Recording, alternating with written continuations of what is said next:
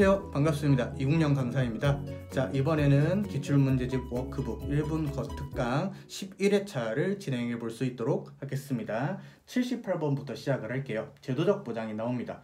제도적 보장은 주관적 권리는 아니고 객관적 법규범이다. 그래서 기본권과 구별이 되는데, 그래도 우리 헌법에 의해서 일정한 제도가 보장이 되면은 입법자는 그것을 따라야 되고 설정하고 유지할 입법 의무를 지게 됩니다. 그래서 틀린 지문이다.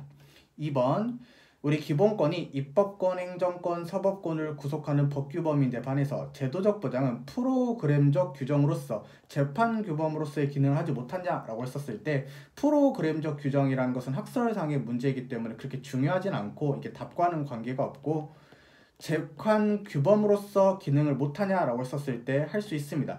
제도적 보장이 위배되더라도 헌법에 위배된다고 볼 수가 있다. 자, 3번 방송의 자유인데, 이런 기본권들은 주관적 권리로서의 성격과 함께 객관적 규범 질서로서 제도적 보장의 성격을 함께 가진다 그랬죠. 그래서 기본권은 항상 이중적 성격이 인정이 된다, 이렇게 여러분들이 공부를 하셨고, 4번 전래 어떤 제도가 지금 헌법이 요구하는 양성평등에 반한다. 그러면은 전통으로서 더 이상 인정할 수 없다 그랬죠. 그래서 전통성으로서 인정할 수가 없기 때문에 3번이 답이 되겠습니다. 정당 제도로 들어가게 되는데요. 정당 제도는 문제가 조금 많기 때문에 다음 페이지에 있는 문제를 다 풀고 한번 끊어서 계속 볼 거예요. 일단 79번을 한번 보겠습니다. 그만큼 중요한 내용이 많다는 거겠죠.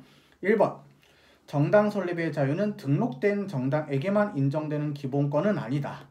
그래서 우리가 등록이 취소되어 권리 능력 없는 사단이라도 대표자의 정함이 있고, 그 다음에 독립된 조직체로서 활동을 하게 된다면은 우리가 이 정당에게도 기본권 주체성을 인정할 수 있습니다. 그래서 자주 나오는 지문, 틀린 지문. 자, 2번은 외워야 되는 것인데, 비례대표 후보자 추천할 때는 100분의 50이죠. 그렇죠. 100분의 30은 지역구를 추천할 때 우리가 나와야 됩니다. 그렇죠. 그래서 틀린 지문이 되겠다. 3번, 정당이 소속 국회의원을 제명하려면 그 당에서 쫓아내려면은 2분의 1이니까 맞고, 혹시나 3분의 2라고 나오면은 틀린 지문이 되겠습니다. 4번, 키워드죠. 임기 만료에 의한 국회의원 선거에 참여는 했는데 의석을 얻지 못하고 유효 투표 총수의 100분의 2 이상을 득표하지 못한 정당, 저는 이것을 인기가 없는 정당이라고 슬프지만 말을 하는데, 이것에 대해서 등록 취소로 하는 것은 헌법에 위배가 되는 것이기 때문에 3번이 답이 되겠다. 자, 22페이지로 넘어가겠습니다. 80번 문제를 한번 보죠. 1번, 정당의 자유는 국민이 개인적으로도 갖고 단체로서 정당도 갖다. 맞다.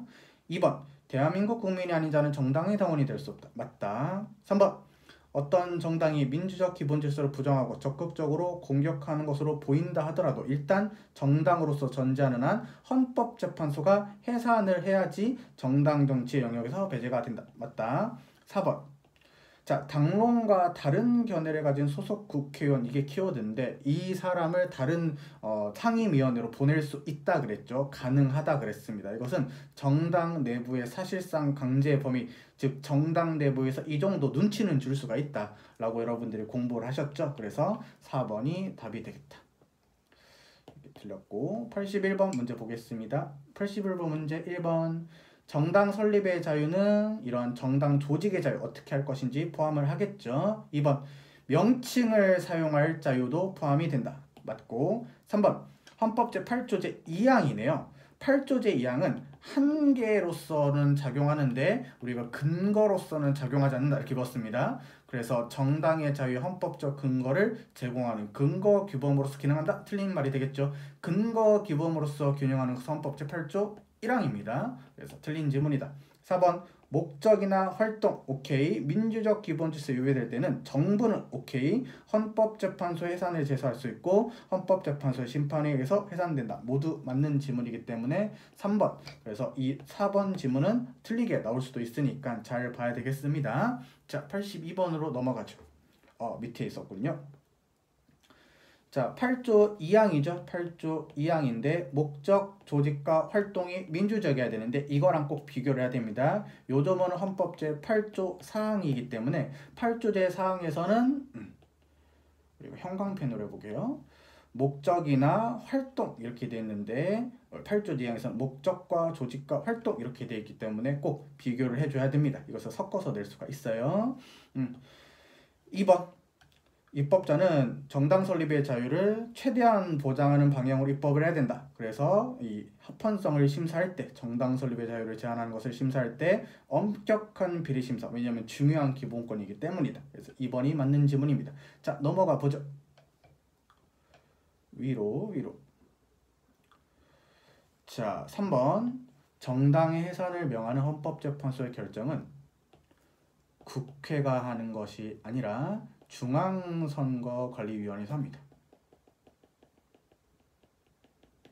왜냐하면 이 정당과 관련된 사무는 중앙선거관리위원회의 사무이기 때문에 그렇습니다. 그 다음에 정당법에 따라서 집행한다 이것은 만약인데 만약에 이것을 헌법재판소법 이렇게 속여서 나올 수가 있기 때문에 두 부분을 조심하면 되겠다. 그래서 이 지문은 틈틈이 나오는 지문이다. 틀린 지문이 되겠죠.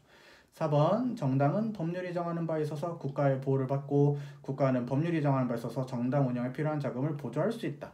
뭐 옛날에는 보조한다 이런 식으로 나왔던 적도 있었는데 우리가 통치 구조가 빠져있는 이상 할 수 있다 한다 부분은 시험에서 낼 게 거의 없어요. 그래서 판례 중심으로 공부를 하시면 되겠습니다. 자, 83번을 우리가 마지막으로 84번까지 풀어볼게요. 83번부터 보겠습니다. 자, 공직선거 참여 여부는 정당의 등록 취소와는 상관없다. 틀렸습니다. 왜냐면 공직선거에 참여하지 않으면 정당의 등록 취소 사유가 되기 때문입니다. 그 다음에 공직선거에 참여하지 않은 정당은 국고 보조금을 배분받지 못한다. 이것은 그때그때 이 정당법이나 정치자금법에 의해서 달라지게 되거든요. 그래서 이 부분이 출제 포인트는 아니고 어디가 출제 포인트다? 공직선거 참여 여부가 정당의 등록 취소와 상관이 있다 부분이 출제 포인트이기 때문에 틀린 것이 되겠습니다. 자, 아까 우리가 함정 조심하자 그랬죠. 자, 8조제 사항 물어봤을 때는 목적이나 활동이 나와야 된다 그랬어요. 그래서 이렇게 많이 속여서 낸다.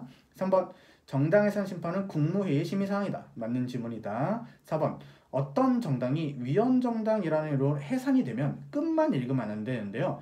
모든 국회의원의 의원직이 상실되는 것은 맞습니다. 그러나 우리 헌법이나 아니면 공직선거법에는 어떤 규정이 없냐면은 이 정당이 해산됐을 때 국회의원직이 상실된다는 명문의 규정이 없어요.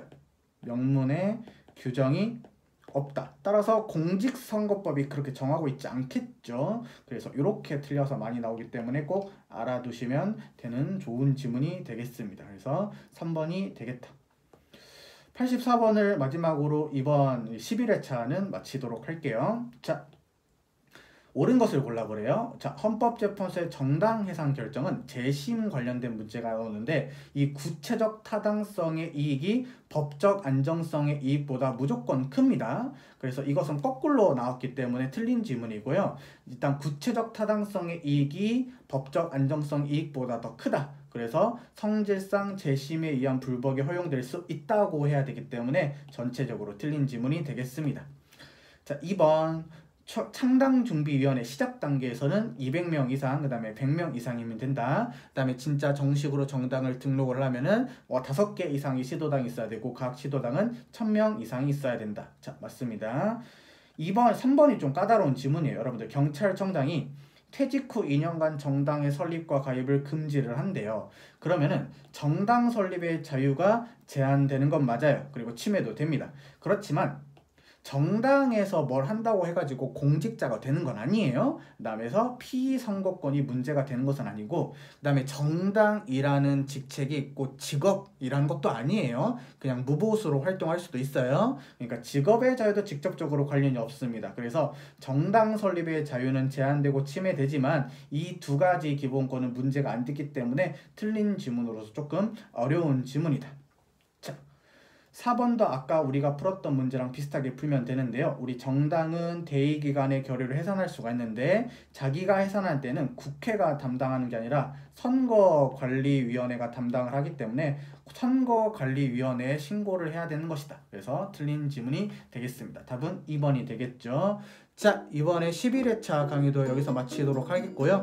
다음 시간에는 12회차 정당을 마무리하면서 우리가 계속 준비할 수 있도록 하겠습니다. 지금까지 들어주셔서 감사합니다. 고맙습니다.